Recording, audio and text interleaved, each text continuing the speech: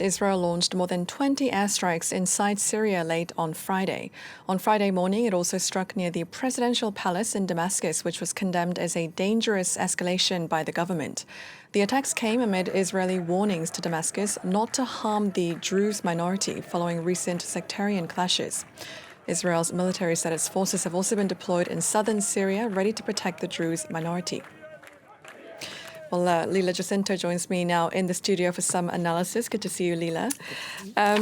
So why is Israel intervening in Syria to begin with?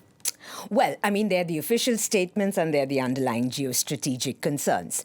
Now, officially, Israel says that it has intervened to protect the Druze minority. This, of course, comes after clashes earlier this week between Sunni Muslim fighters and Druze fighters. Now, according to the UK-based Syrian Observatory for Human Rights, at least 56 people were killed this week. And this includes Druze fighters as well as forces aligned to Syria's transitional government, as well as armed groups that are fighting with the Damascus authorities.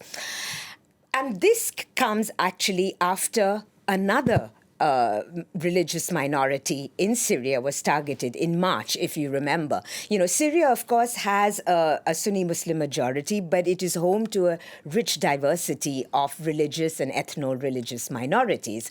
And in March, it was the Alawite community. This is the community of the fallen dictator Bashar al-Assad that was targeted. More than 1,000 people were killed. And so, of course, when these clashes with the Druze happened, this triggered minority fears for the security of this minority group, because Syria has an interim president, Ahmad Shara, but, you know, the minorities of Syria are not quite sure whether he can really secure their interests. They are suspicious of his Islamist fighter background. Ahmad Shara has said that he wants to have Syria as an inclusive country, but they're not sure he really has control over all the armed groups there. Now, for the Druze of Syria, they are actually a community that is spread across the Middle East. And we actually have a map of where this religious minority is spread in the region. There are Druze communities in northern Israel as well as in southern Syria, and Lebanon also has a Druze community.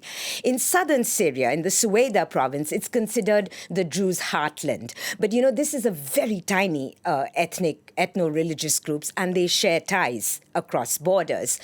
So when these clashes happened earlier this week in Syria, in Israel, the Druze community, which is tiny but very influential, because the Druze, the Israeli Druze, work with the Israeli military. There are many Druze in the Israeli military, as well as, you know, journalists and influencers.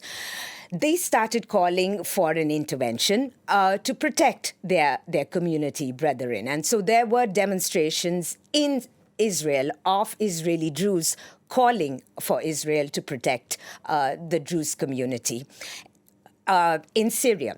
But this is, of course, happening for the Druze with the security of Israel. Inside Syria, what's important to say is there's no such thing as one Druze voice. You know, there are several opinions inside Syria. So there are certainly Druze in Syria that at least a minority asked for foreign intervention. But for the most part, most of the Druze of Syria want to be left in peace. They want to be able to practice their religion.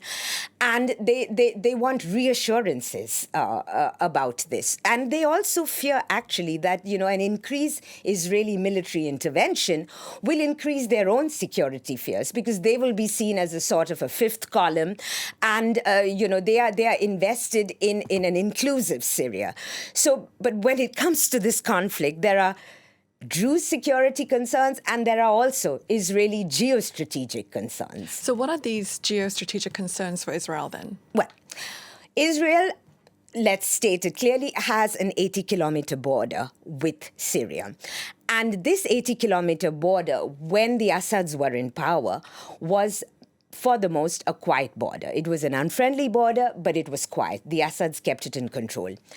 When Bashar al-Assad fell, this provided Israel I mean, this sparked Israeli fears. You know, they do not want hostile Islamist control of that border. But it also presented an opportunity to Israel. Among other things, there are some analysts who say that Israel does not essentially want a very strong, secure, centralized Syria, because a weakened Syria will enable Israel to conduct its own security operations in Syria. Israel, for instance, does not want Iranian groups inside Syria. So a strong Syria with a sovereignty doesn't allow Israel to intervene in Syria. And that's really what is... Israel is primarily concerned about Turkish influence in Syria. And so this is what happens in weak states, and especially in the Middle East, is that the outside regional powers and international players start joining in this conflict, and it's grounds for tremendous instability, actually. I guess the question now is, what can we expect to happen in the next days or weeks or months to come? Well, I mean, there have been condemnations of the recent Israeli strikes. The UN Special Envoy to Syria has condemned it, as well as the Arab League. But primarily, Israeli Prime Minister Benjamin Netanyahu, who is not really paying attention to international concerns, he is pushing forward his security concerns. He has a war in Gaza raging. He has strikes in Lebanon continuing. And he does not really seem open to calls in order to stop these interventions in Syria. So the immediate future looks pretty grim, actually. All right. International Affairs Editor Leela Jacinto, thank you very much indeed.